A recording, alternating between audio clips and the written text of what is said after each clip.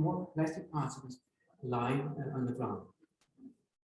They want to talk about the microplastic is dangerous for humans. Would it be possible to write a very simple model you can put into a 3D model, 3D chemical transport model, and use this simple model to understand the plastic is going to microplastic and come into the air and be innovated. So that way it actually gets the direct response of microplastic inside the body. And I will end this presentation by showing a simple formula. This can do it. So multiply it. And maybe down there. Is okay? Hello? Is that better? Okay. The people on Zoom would appreciate it. That's okay. So you don't need this. Okay. So that is the basic idea behind this project.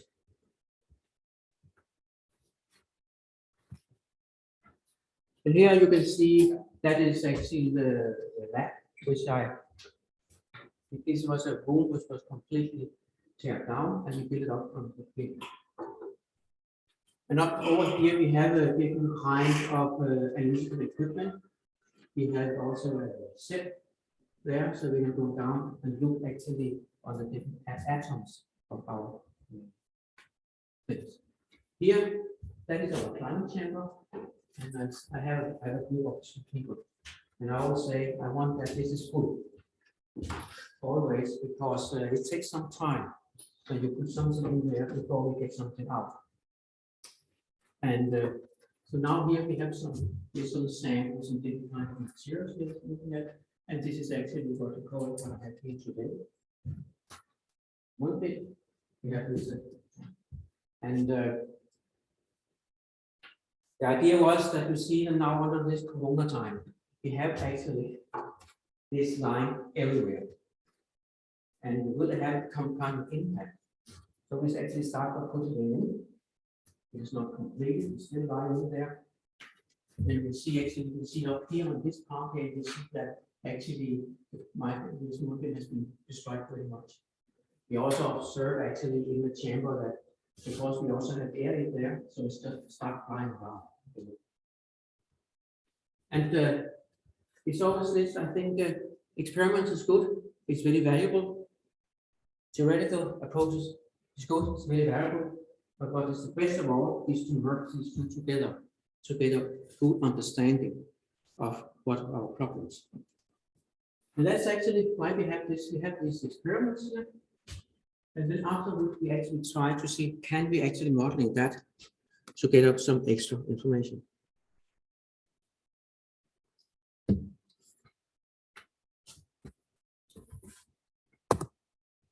This is just to show an example from our chamber.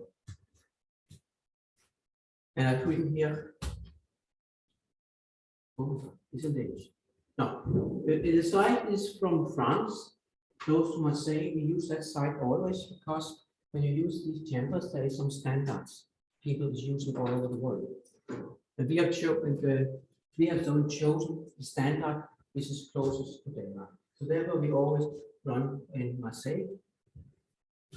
And this is some tubes we use in the lab. Some have 3 layers of plastic there, and you will see here, where you see here, you see the 3 layers here, and here you can see it has been destroyed. Now I have to read what is actually written here. That chamber time is 2,000 hours, corresponding to 83.3 days. That is the same as you can see every time 1.7 years. That is corresponding to if the materials you like in nature, and let's say if it takes 1.7 years, now it's take 83.3 days. And here is 3,000 hours, it's 225 days, and corresponds to 2.5. So it's some experiments that take some time. Now I would go a little bit more into what this was the subject of today. So I would I've already talked a little bit about this, about what is the potential risk of microplastics on humans and animals. I'll show a little bit more about it. Then can we model this risk? We propose a 3-step method, a degradation model, and a lift model, and the knowledge about the possible exposure of microplastic on living species. This then aims to expand the microplastic description of microplastic, combining an existing full-of-molecular degradation model with a microplastic lift model. And this is something people have there's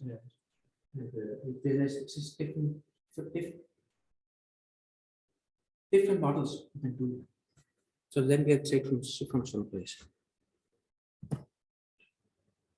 When I started today, I talked a little bit about this about that this should be more dangerous than this, but it was actually why it was possibly. That was Professor Jorgensen's for Motion Institute. He told me that all particles is equals dangerous.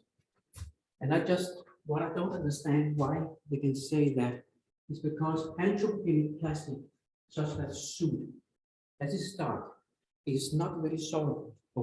So we get it into the lungs, then it stays there a very long time. I don't even know how it comes out. But when we look at, for example, salt particles, we have a very good example that is NaCl, ordinary salt. And that is very fast when you get in, it dissolves in ions. And we have a lot of these salts. How can they claim that this is even dangerous? And then we have some, this is what I want to say about this mic. I talked about it before. Carbon nanotubes, and at best they act identical. They're definitely not soluble in the body, and they're just like cutting through our lungs if we get it in. And we have many workers around the world. This has worked with asbestos their whole life, and they die around 50 and 60 years old with this destroyed lungs. And this I have talked about. It's just there are so many of these people around the world, but what I meant before, that is this case here. We look at soft plastic and hard plastic. And that is what I mean here, what I said before. But I definitely think that it's much more dangerous than this up here. But I also think when we first have inhalated with the particles, I don't know what is where to go. Or maybe the experts know it. So when we today want to understand, they're not only microplastic particles, we have all different kinds of particles. We also have some molecules which is not toxic to humans. And how do we actually understand how the health impact these have? So I made a slide here. Here we have emissions of different kinds of chemical compounds. This is NOxes, NO plus NO2. This is volatile organic compounds.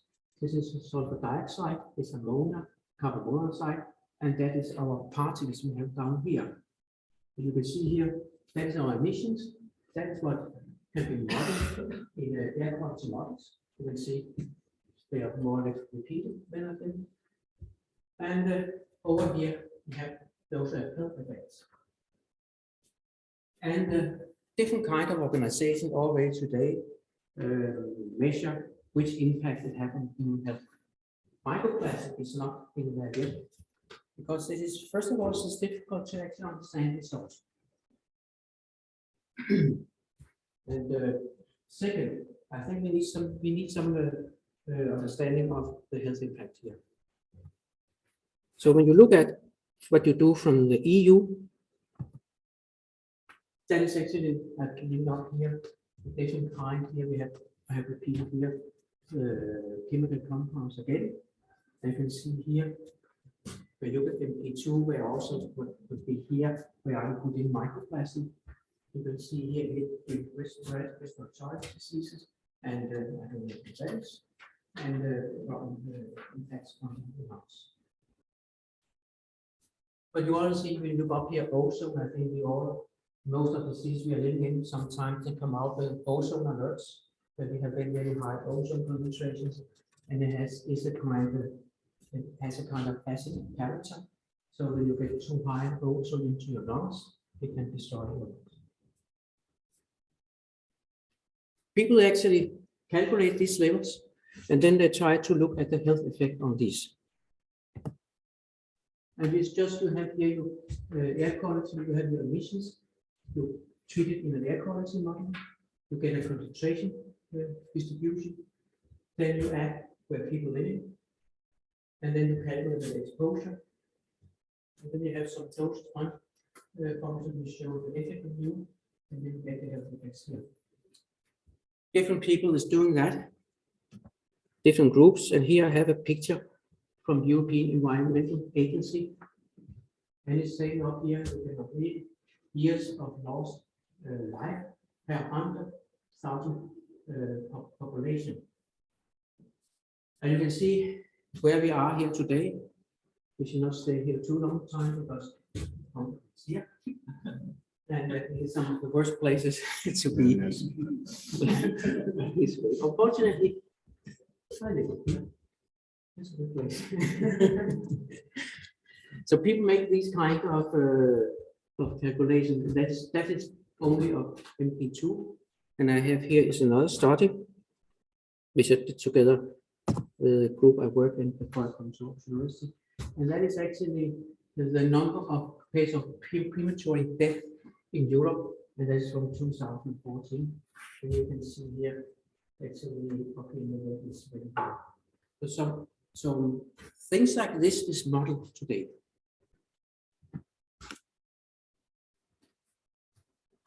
And it has a very high interest for EU to model this. And they come with regulations on it to reduce it. I think the same thing is in the US. So now I talk a little bit about the health risk. So then I want to talk a little bit about how can we model the plastic and the microplastic risk. We have taken this case study, and you can see this is a little straw on the field, and all this straw has bounded with plastic. So it's lying out on the field, basically, and the sun is very free for the sun to go down. First, we made we took this approach. I can see I'm a little bit short time, so I will just say I will not go so much into this. I will just show the results, what you can use this approach for, because this model actually take a piece of plastic and cut it in pieces, and then you get a size distribution, and you can.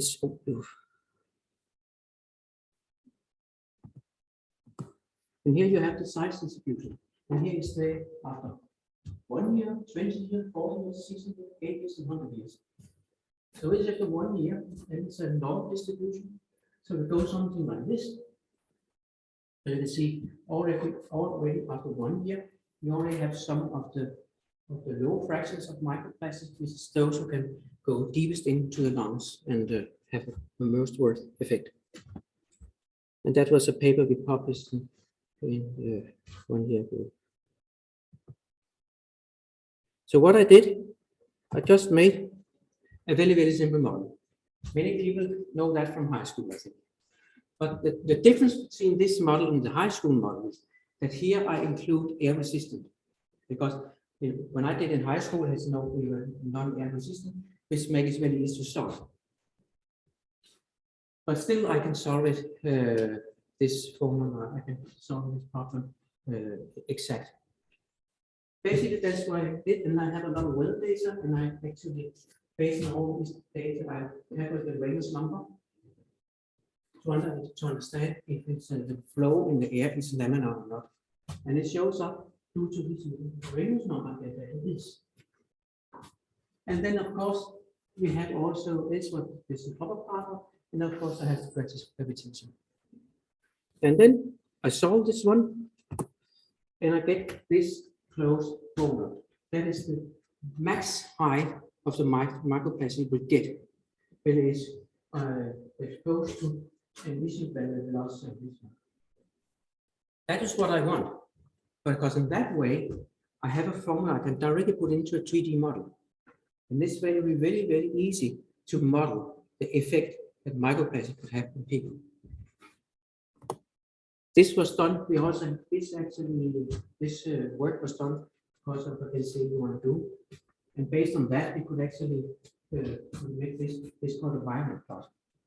And basically, to make it really easy, this is ground fractions and and air fraction.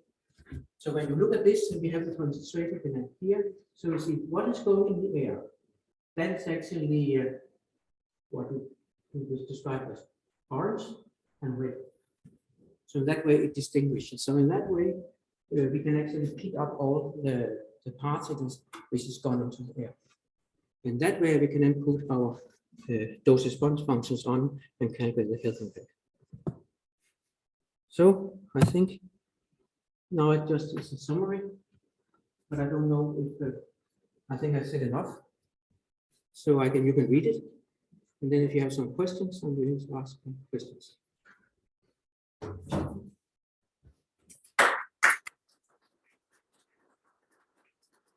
Thank you very much, Professor Gross. So we have time for questions.